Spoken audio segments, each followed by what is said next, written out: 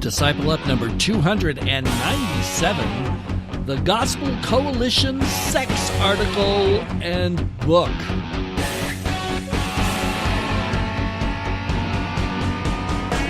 This is Disciple Up, the Disciple Empowering Podcast where psychology, science, the real world, sin, self, and culture meet head on, and Scripture rules. If you're a follower of Christ looking to grow or looking for some biblical answers, then get ready, because it's time to Disciple Up. Hey, this is Louie, just interjecting real quickly here. We're going to be talking about sex today, this book that's written about sex, and some of the things we talk about might not be suitable for little children, so you might want to be aware of that. And if these kind of things make you feel uneasy, you might not want to listen to this podcast. There's no crudeness in here or slang or anything like that, but we are going to get into things that might make some people uncomfortable, so I'm just giving you a heads up.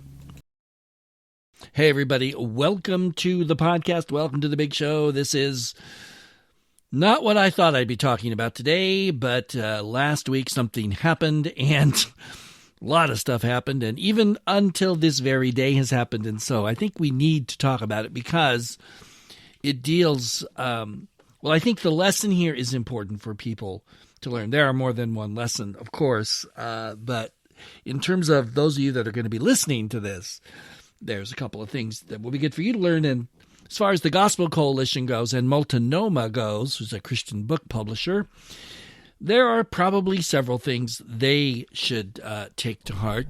Excuse me for a second while I fiddle with my mic. There we go. And so today, that's what we're going to be looking at. Now, last week, an article was published on the Gospel Coalition's website. Now, I don't normally check their website out, so I didn't know anything about it. And then I happened to see on Twitter a tweet from Rick Warren. Now, this article, which I knew nothing about, immediately drew heavy criticism. And it even drew very heavy criticism from someone who does not normally engage in that on Twitter, and that is Rick Warren. Like him or love him or hate him or whatever, Rick is normally just very positive on Twitter and talking about what he's doing or what other groups are doing that he's excited about or whatever. He doesn't get into online spats, but he tweeted and he said he was happy that they had taken down this article that was unscriptural, had bad theology. And turns out they hadn't taken it down. And so off to the races we go. And there was, boy, believe me, a lot of people were weighing in on this and a lot of people were upset. And so I read the article and immediately saw why they were upset. I disagreed with some people on the exact meaning of all of this, in terms of a lot of people were saying certain things, and it was like, no, you don't have to have a particular point of view on certain theological issues to see that this was simply bad exegesis and a bad idea. So late last week, the Gospel Coalition published a PDF of the introduction and the first chapter of the book to help give context, and explained it. And this was going to settle everybody down. Everything was going to be great. And as you might guess from my tone of voice, the PDF only drew more criticism. And over the weekend, it just kept going. So as of today, when I'm recording this is March 6th, 2023, the link that would have taken you to the PDF of the intro and the first chapter, well, it doesn't take you there anymore. You can't get that anymore from the Gospel Coalition at any rate. It became a link instead to an open letter. So what we're going to do today, I'm going to read you the link, by the way, is in the show notes at discipleup.org. Also in the show notes of discipleup.org are excerpts from the article that they originally published on March 1st, the Gospel Coalition originally published. I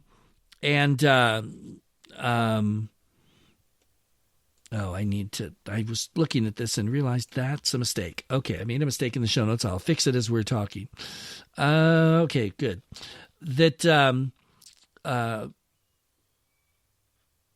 so that you can read it. And I'll also have in the show notes at discipleup.org excerpts from the original article, not the book, the PDF. I don't feel comfortable putting the PDF up for you to download because I don't own it. It's copyrighted material, of course, so rather than do something that is immoral or illegal or gets me into trouble or just is plain wrong, we're just not going to do that. But I will be reading over parts of it. There's a lot to it, as you might expect from an introduction in the first chapter of a book. So we're not going to read all of it by any means, but I went through today and highlighted things that I wanted to discuss. But if you click this from the gospelcoalition.org website, here's what you'll see. And the link, again, is in the show notes. Dear readers, thank you for your feedback on the Keller Center's book excerpt from Joshua Butler, posted on March 1st, 2023. And thank you for your patience. By the way, I saw precious little patience being shown online, but okay.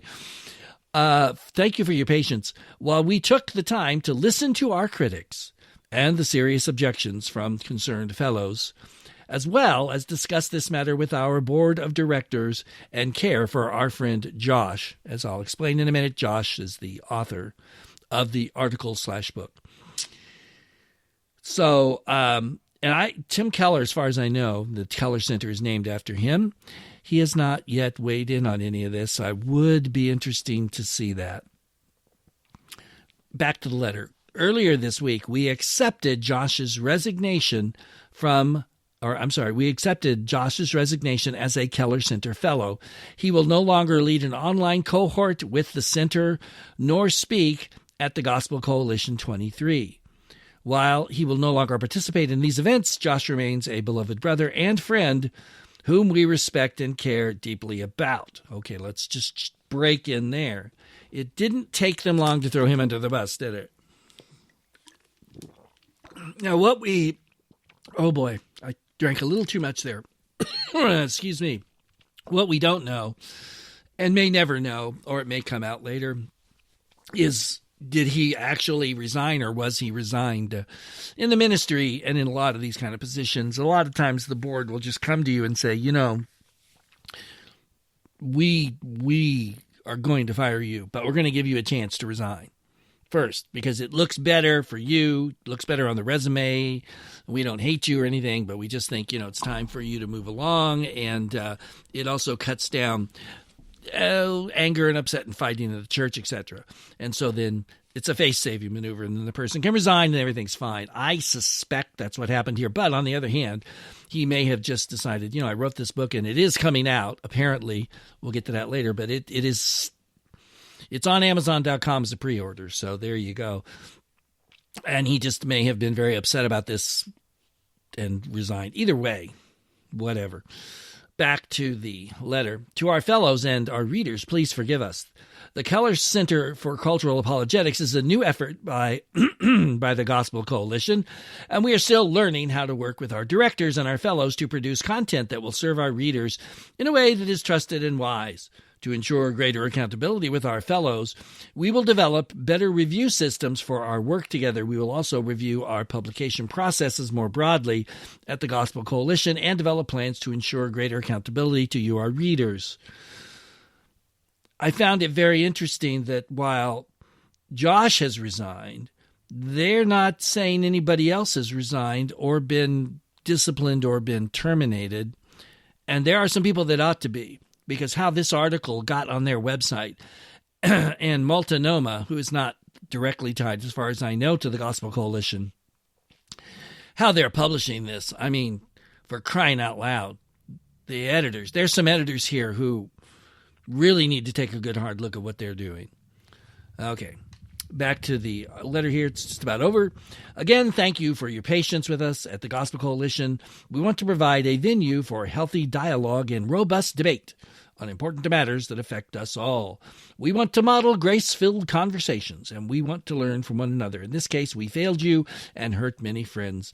Thank you in advance for your continued prayers for Christ and his gospel. Julius Kim, President, the Gospel Coalition. Now, like I said, in the show notes, you can, if you want to go there and check it out, you can see a few excerpts from this now. But I want to tell you who Josh is. He was, of course, a fellow at the newly launched Gospel Center for Cultural Apologetics. He's written several different books. Let's see. He's written a couple.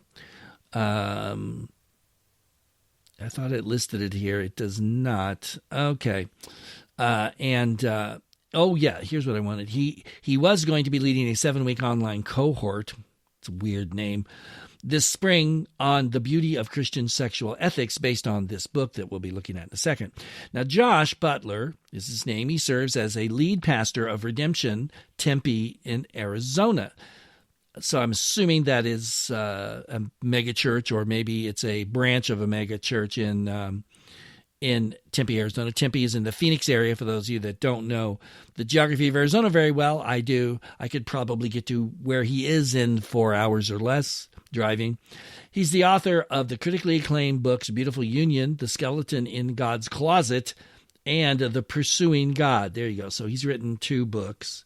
And he was a fellow, blah, blah, blah. He lives in the American Southwest, otherwise known as Arizona there, Gospel Coalition people, with his wife, Holly, his daughter, Aiden, and sons, James and Jacob. And I just want to say this at the start. We're going to go through this, and I'm going to disagree with Josh a lot here. But this is not me trying to slam him or say he's a bad writer or a bad pastor or whatever. I'm just disagreeing with him strongly, as are the overwhelming majority of people who've had a chance to look at his book. Several people that, quote, endorsed the book, unquote, have pulled their endorsements back. Turns out, of course, that this endorsing thing, a lot of the endorsements, stuff that you hear about, they're done by people who haven't actually read the book, which is kind of pretty amazing to me.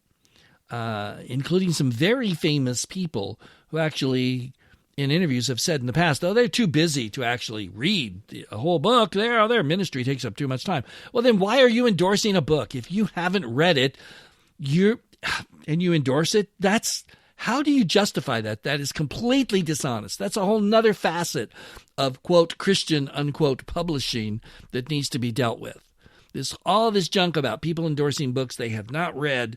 And in fact, publishers often send these guys endorsements for them to look over. And if they like it, they can just say, yeah, put that on the book. And then their name goes on it. They haven't read the book. They don't know what's in the book. They're accepting the publisher's account of what's in the book and why it's so great. How is that anything but incredibly deceitful and dishonest? When I hear about stuff like this, it just drives me crazy, because obviously no publisher is going to send me anything like that. When you're a small town pastor and you have a small church, that doesn't happen. And maybe that's all for the best, because I think all this attention and all this kissing your fanny gets you as a big overinflated ego, and you justify doing things like this that are wrong. And that's not Josh's fault. Josh is an author. He's not the one running around, as far as I know anyway, making what I would just have to say are false endorsements. So let's take a look now. And I know I've been going for a while here already, just to give you the intro of the book. And we're going to kind of start in the introduction. Dearly beloved, I want to welcome you to these pages. Yes, you, italicized. Whether you're single or married, the cynic or the romantic, happily in love or heartbroken and lonely or somewhere in between, you're welcome. This book's for you. Okay, so then he goes on, blah, blah, blah. And then he says, while I may not know you, I do expect I know some things about you. And then he says, this is the first thing I've marked that I want to discuss. I expect that you know deep down in your very flesh and bone that you were made for more. More than an aimless sexual searching, more than a dead-end marriage, more than whatever you've endured, you were made for more. Okay, I have 2 responses to stuff like this. First of all, it's obviously right. God has made us for more than what we're experiencing and living right now. That's part of what heaven's all about. And I do think C.S. Lewis and many other writers have pointed out the fact that there is that sense, that longing within the human heart for more, that we know that that life isn't supposed to be like it is here. And then we look at death, it feels wrong because we were originally designed to live forever. So, okay, I'm not arguing this is necessarily a bad thing. I don't know. I guess I've just read too many books and heard too many messages with too many self-esteem things in there. And when I hit stuff like this now, I just roll my eyes because I'm not tired of it. I'm just completely tired of it. So that may be my problem, not his. Let's just be straight up about that. But okay, so that's kind of where he's starting from. And then he says, I hope you get this on every page of the book. You are loved by God, by me. Everything starts with that, and it ends with that too. So, okay, so here we go into the introduction. And I'm going to just skip a whole lot of stuff that he talks about because, we haven't got all day here. He writes this, quote, I've discovered in my life as a Christian, a husband, a father, and a pastor that what was hidden in the bedroom upstairs, his friend could hear his parents doing something. When he was too young to know they were having sex, he thought they were jumping on a trampoline, is a signpost of greater things. Sex tells us something. It shows us where we've come from and where we're going. In its mystery can be glimpsed the origin of our existence, the glory of our redemption, and the destiny of our world. This is the start of the problem with this book and with the article and with everything that he's trying to say here. And that is he's trying to look at God and the gospel and salvation and the world and the fall of man and everything through the lens of sex. To be technical, he's using sex and sexuality as a hermeneutic, and that's not what it is. And if you try this, you're going to blow sex way out of proportion to what it's supposed to be, and you're going to be drawing some conclusions that are warped and twisted because what you're doing is taking something and I'm not saying sex isn't important.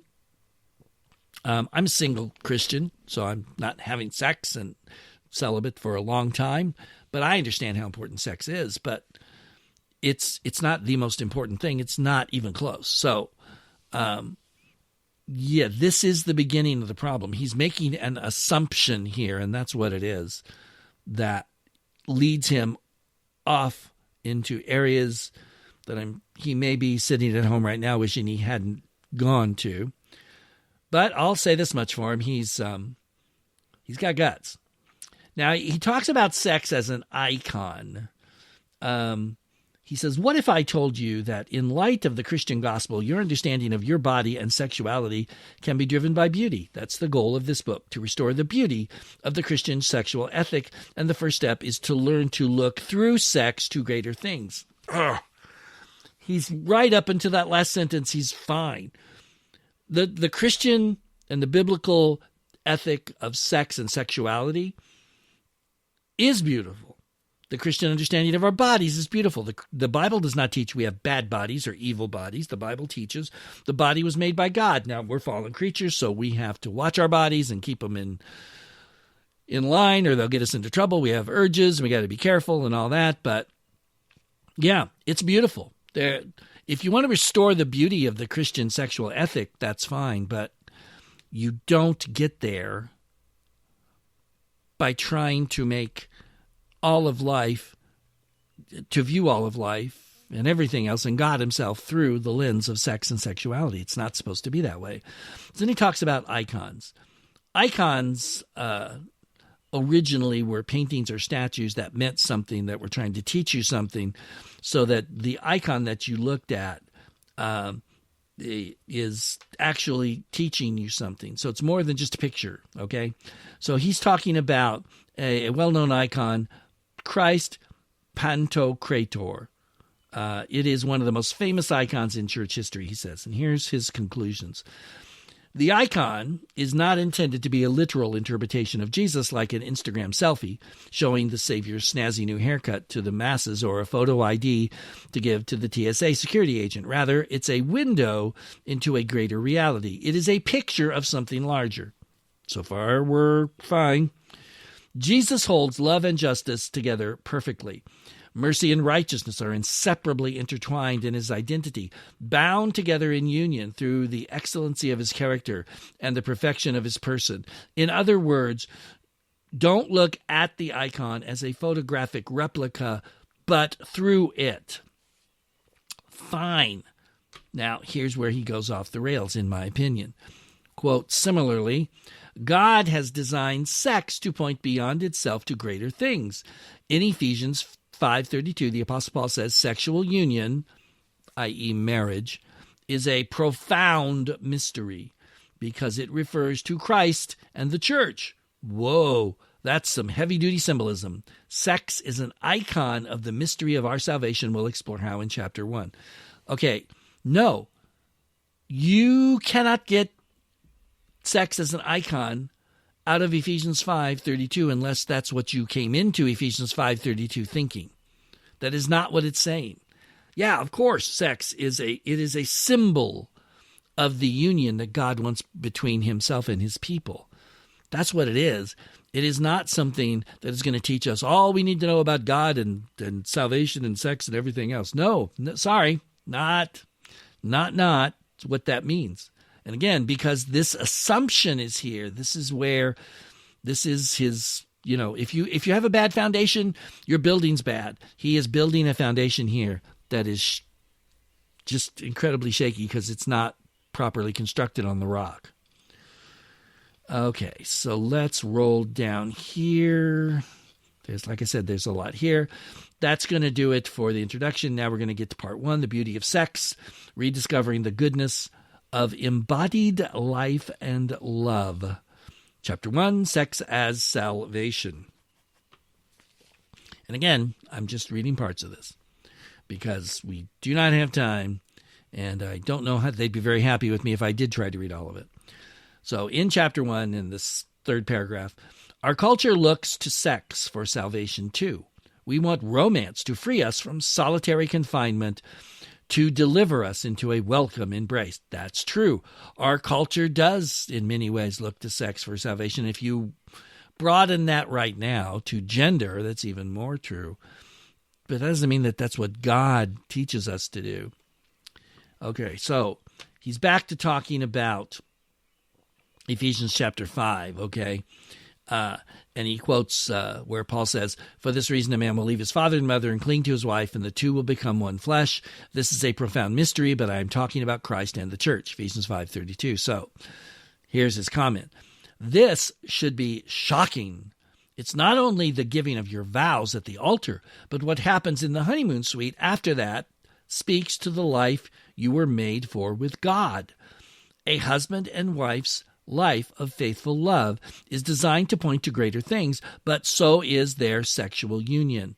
We'll get to marriage soon enough in this book, but let's start with this gospel bombshell. Sex is an icon of salvation. No, it's not. Marriage is, not sex. Yes, part of the union that happens between a man and a woman is when they go into their bedroom on their honeymoon night and they have sexual intercourse. That's clearly part of this, but it's not all of it. No, it's not, because that sexual intercourse means nothing if you haven't committed yourselves to each other before God, right? Okay, so there's more here than just sex. By only focusing on the sex, again, he's on that rocky foundation, that weebly wobbly crumbly foundation, and he's going to fall off it in the wrong direction. So now he comes up with this idea of understanding sex and sexuality with generosity and hospitality. The man is generous, the woman's going to be hospitable. Here's what he says, quote, "Generosity involves giving extravagantly to someone. You give the best you've got to give, lavishly, pouring out your time, energy, or money. At a deeper level, generosity is a giving of not just your resources, but your very self.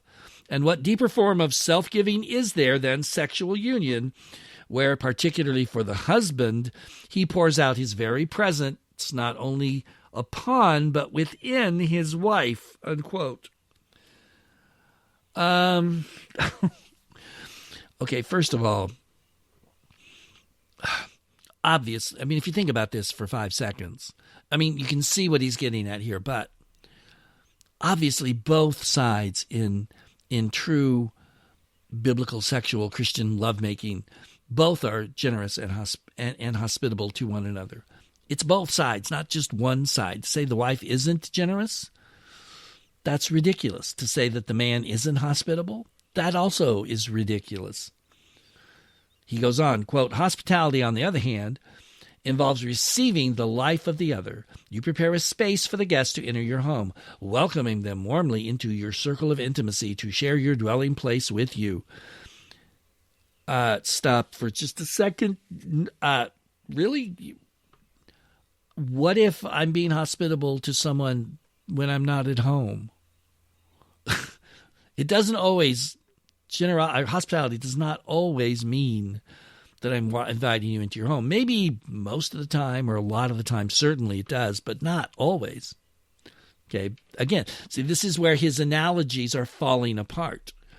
He's trying to build this belief that he has on these analogies, and they don't hold up to critical thinking. Okay, quote, here again, what deeper form of hospitality is there than sexual union, where, particularly for the wife, she welcomes her husband into the sanctuary of her very self. Giving and receiving are at the heart of sex. Now, he goes on to say, now, obviously, a man and a woman both give to each other and receive from each other in the sexual act. Sex is mutual self-giving, yet upon closer inspection, there is a distinction between the male and female sides of the equation. Well, duh. I mean, it's obvious. If you know what male and female gender is, if you understand, where our genitalia is located, the man's outside the body, the woman's inside the body. So obviously, a man's experience of sex and a woman's experience of sex is vastly different. Yet the truth is that if the ultimate expression of sexual love is caring for your partner and their pleasure before your own. So it's both being hospitable and generous simultaneously. To try to somehow say that there's this huge difference is, I don't think so. And I don't think you can draw from that any conclusions about Jesus or salvation. So he talks about the biblical phrase in the Old Testament for when people slept together. It's literally translated. The Hebrew is, he went into her. And again, he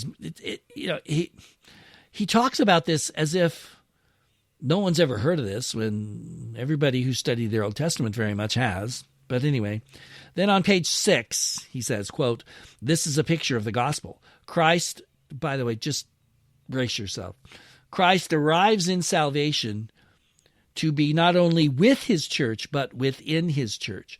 Christ gives himself to his beloved with extravagant generosity, showering his love upon us and imparting his very presence within us. Now, here's the sentence that just freaked me out a little bit. And my associate pastor, she's 23 years old, married woman, and very smart.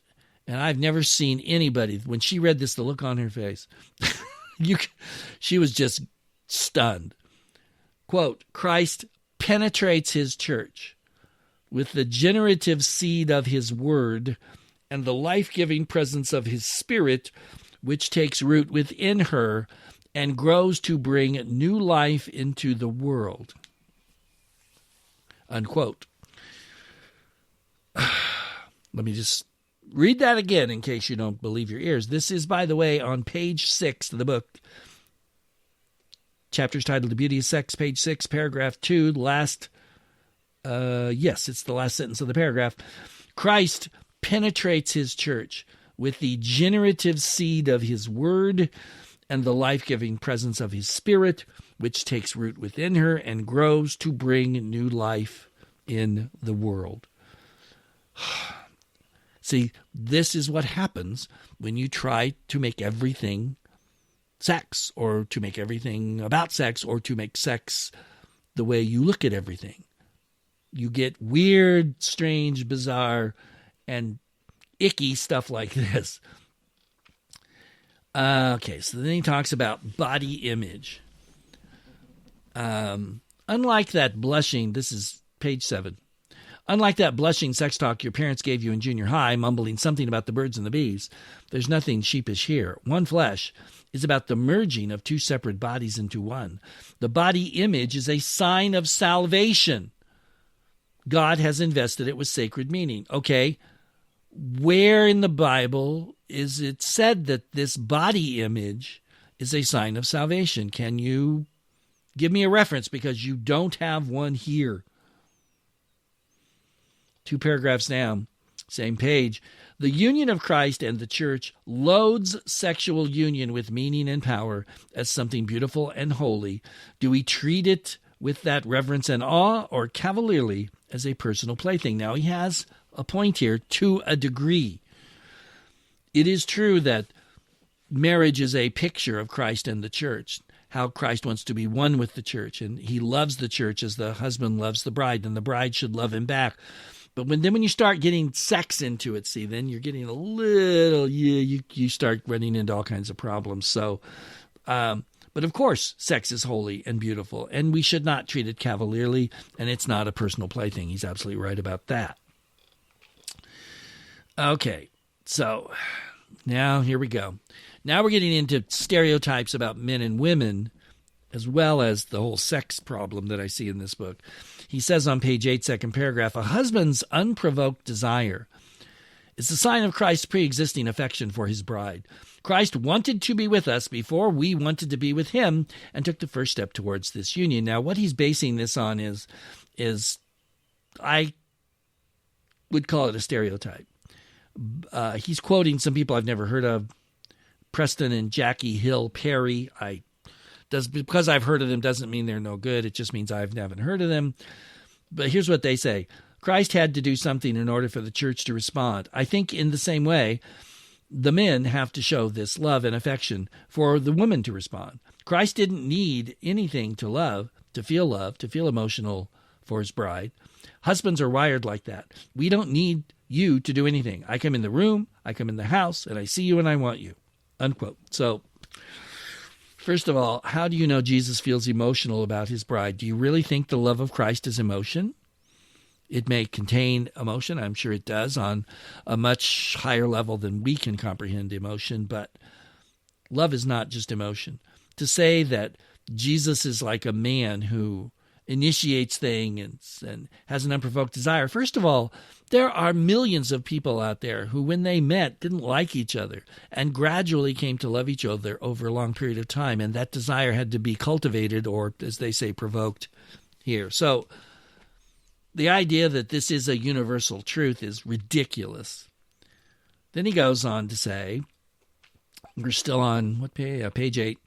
Why did God make it this way? Christian sex blogger, I should have looked her up and I didn't, Sheila, S-H-E-I-L-A, Sheila Grigori, has a theory, observing how men can often climax quickly through intercourse alone, while women generally require foreplay and external stimulation. I think I am going to actually edit this and put a little warning in the front that there's some of this is a little heavy.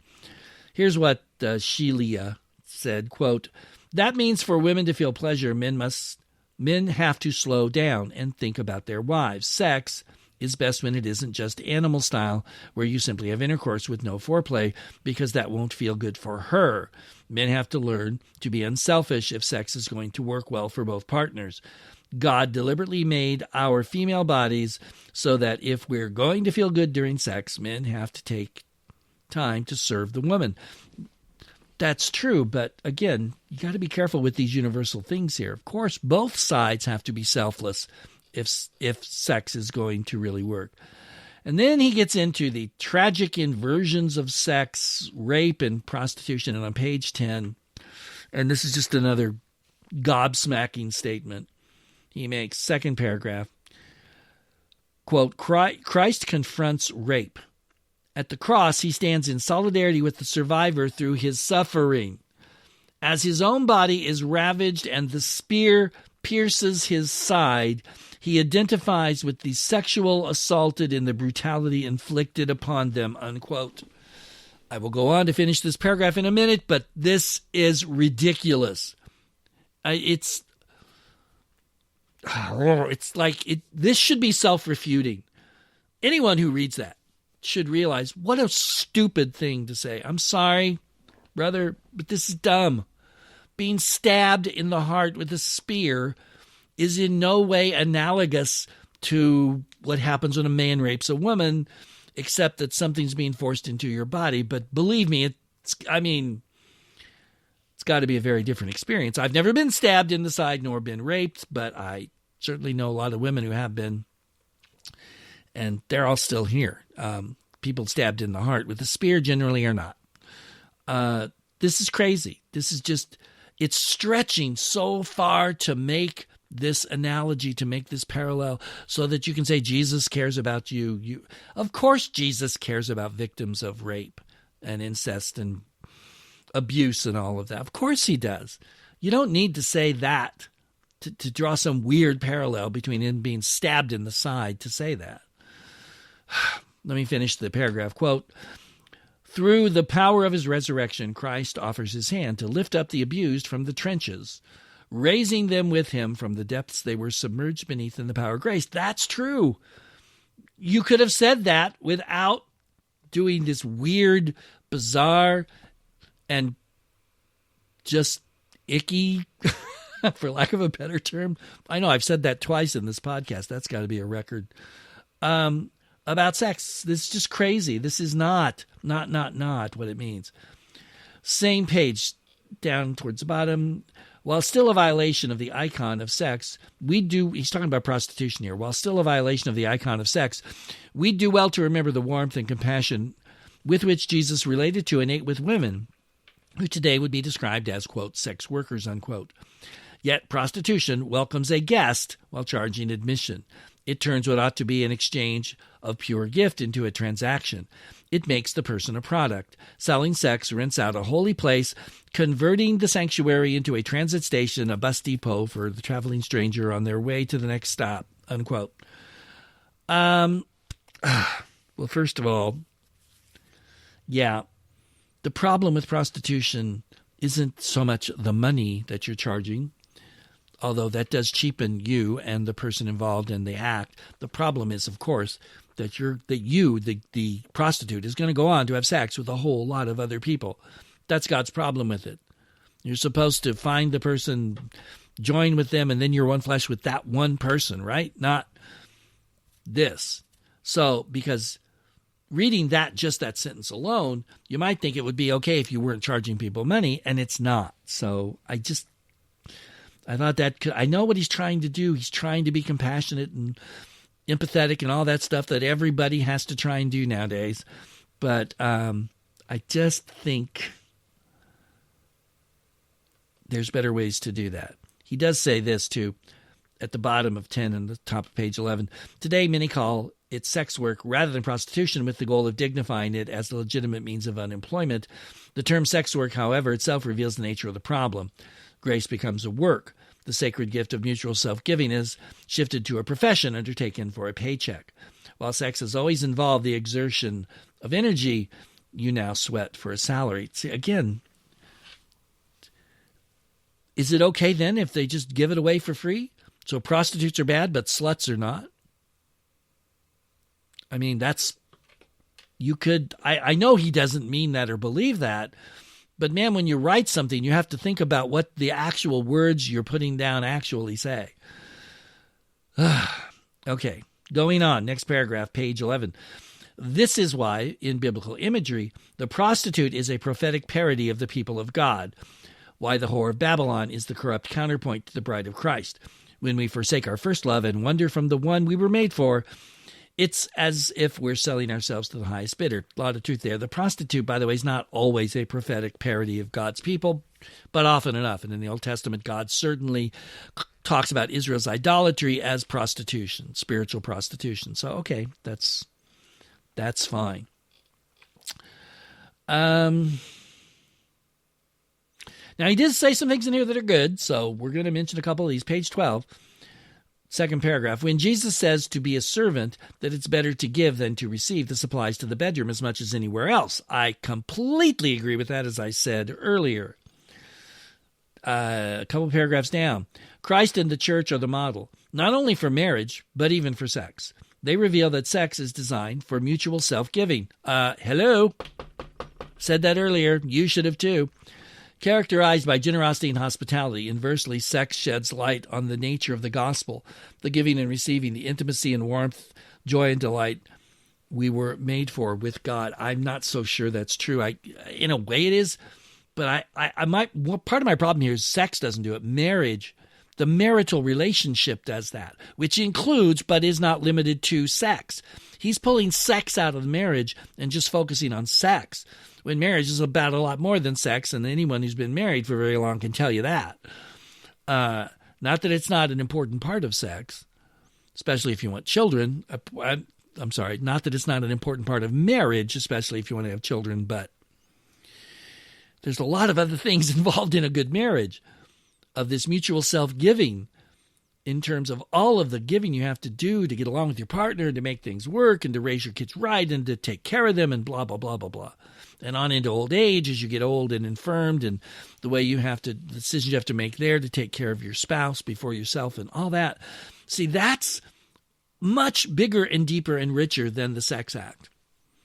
But he's just kind of like, in his mind, marriage is sex, I guess. I mean, he seems to be, I know, obviously he's married and he's a father, so he knows better.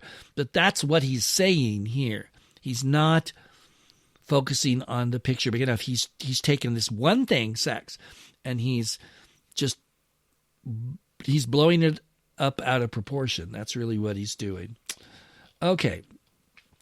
2 dangers. This is down on page 13, bottom of the page. This confronts 2 historic dangers in the grace conversation. Pardon me. On the one side, there's what we might call just lie there and take it heresy, where we're just lethargic observers, watching from the outside in, entirely uninvolved in this thing that's happening to us being saved. Grace doesn't annihilate agency, however. It activates agency. Properly understood, God's indwelling presence liberates our affections and desires from the destructive power of sin, freeing our personhood to now live for God. Now, those 2 sentences there, which are on the top of page 14, second paragraph, man, that's good. I love that. That is just right on. That's what grace really does. It activates agency. It activates our ability to do the right things and to live properly for God. It liberates our affections and desires from the destructive power of sin, like focusing on sex all the time, and freeing our personhood to now live for God. Okay, that's good. I like that. Give me more of that stuff. Now he gets down to the single parts here, the being single as opposed to being married. Page 15, middle of the page, single like Jesus. A couple paragraphs down, he says, the New Testament elevates singleness as a vocation equal, if not preferable, to marriage. Thank you. That's very true, and it's nice to see married people actually saying that. Too many married people make it seem like you're incomplete if you're not married. That is not necessarily true. It could be true, but doesn't have to be true. Remember, every time you pray to Jesus, you're praying to a single adult. Okay, that's true. Page 16. In other words, marriage provides a picture of our union with Christ, giving us categories for its sacred nature, intimate depth, and all of life's scope. Singleness, meanwhile, unveils how this union with Christ is enough to meet our deepest longings and fulfill our heart's greatest desire. You don't need human romance to experience the more transcendent and beautiful union you were made for with God. Yes! Don't you see how that paragraph contradicts your main point here? The whole foundation you've built this book on, you just destroyed it in one short, excellently written paragraph. You don't need human romance, that would include sex, to experience the more transcendent and beautiful union you were made for with God. So sex, we don't need sex to point us to all these things because A, it doesn't do it, and B, we don't need it. You said it yourself. Paul said it. Jesus modeled that behavior in his life. So there you go. By the way, no, I don't think being single is superior to being married. I think it's different. And some are called to one and some are called to the other, and some are called to both at different points in their lives, and wherever you're at with that, let God use it in your life and in the lives of others. All right, so here we go. Page 17, the heart of salvation. Union with Christ is the heart of salvation. This is the greater real... Boy, let me try this again. Union with Christ is the heart of salvation. This is the greater reality that sex symbolizes. It's not just sex. It's the marriage union that symbolizes this. Not just sex. See, he's got sex on the brain. So, it's like if you're a hammer, everything you see is a nail. That's really what's happening here.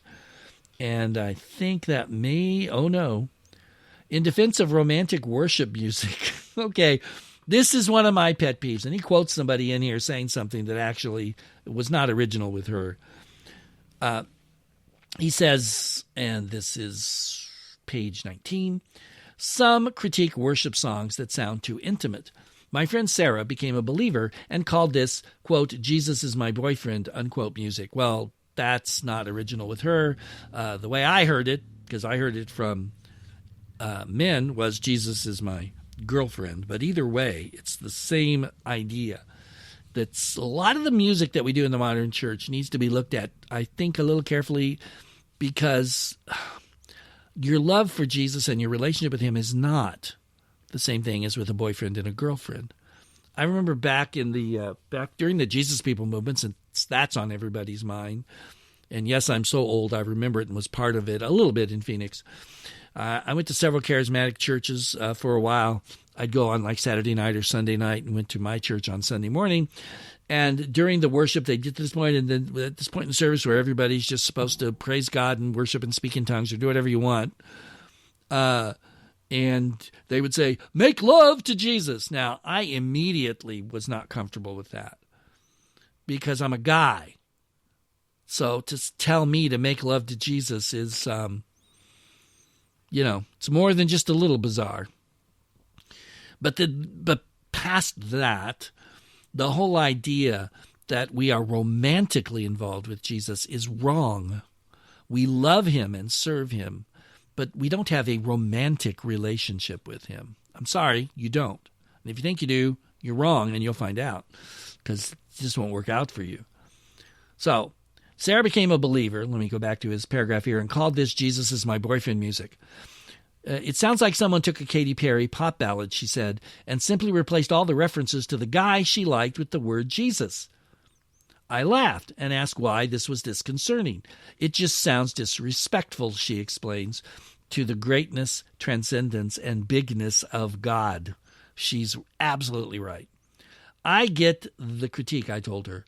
It's true, some lyrics can be overdone or cheesy. My pushback, however, was this: Jesus isn't our boyfriend, he's our husband.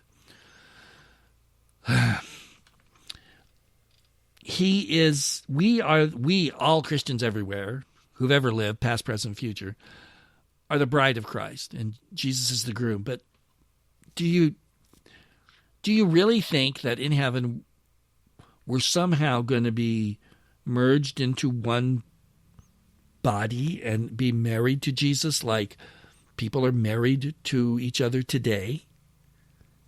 No, I hope you don't think that, because that's weird and bizarre, and it just doesn't make any sense at all. This is a symbol. Why is it so hard for people to look at things and just see them as symbolic when they're obviously symbolic? I mean, that's just like so obvious. So Joshua Ryan Butler is his full name. I love you, man, and but boy, do we disagree on this, but I'm not trashing you for this. The people I'm really mad at, and well, I'm not mad at anybody, but the people that really need to stop and take a look at this are the people at his publishing house and at the Gospel Coalition. Why didn't an editor catch any of this? Are they actually reading the books that they're, quote, editing, unquote? Because if they did, they should have caught some of this and realized, something doesn't seem right here. Now, if you're just a regular editor and you're a Christian and you haven't, gone to Bible college or something, I could see this. You might miss some things. Certainly, we could all miss things. But this is a book teaching some things, and it ought to be looked over before it's printed by someone who knows what they're talking about. Someone has been trained, and someone that can look at this and to see that if the passages are being exegeted fairly, and if the symbolism is being used properly and all that. And apparently no one at Multnomah has done that, or they all agree with it, and no one at the Gospel Coalition did either. And to me, that's the real problem. It's not his problem for writing the book. Yeah, well, sure, I disagree with him, and I think he's wrong, so there's a problem there. But look, he has a right to write a book if he wants to. But his publisher and the editors at the Gospel Coalition, and it is their responsibility to only put out to people what is good, sound, biblical teaching. And if they failed in that, then they have a problem, and they did. Now, like I said, I checked Amazon today, March 6, 2023. The book is still scheduled to be published soon. So you may get a chance to read it if you want to. I feel bad for Josh. I'm sure this is a big disappointment to him, and I'm sure this is he's really grieving along with his family for the way he's been treated, and publicly, just, gosh, it's really bad.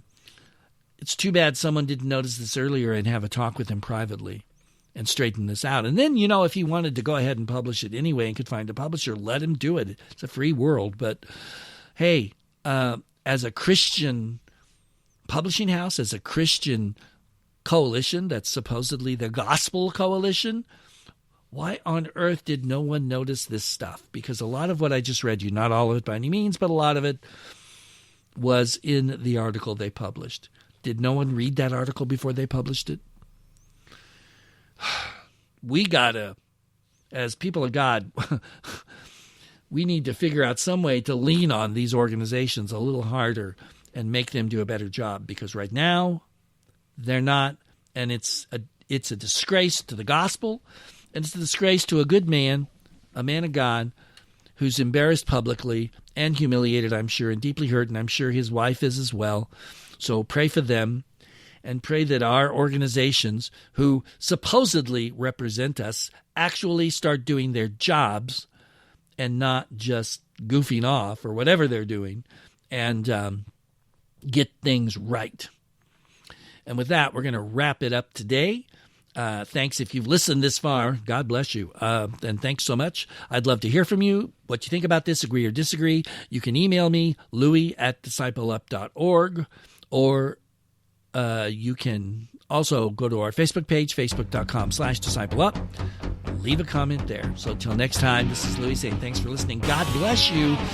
Remember that every time is a good time to disciple up. And so long.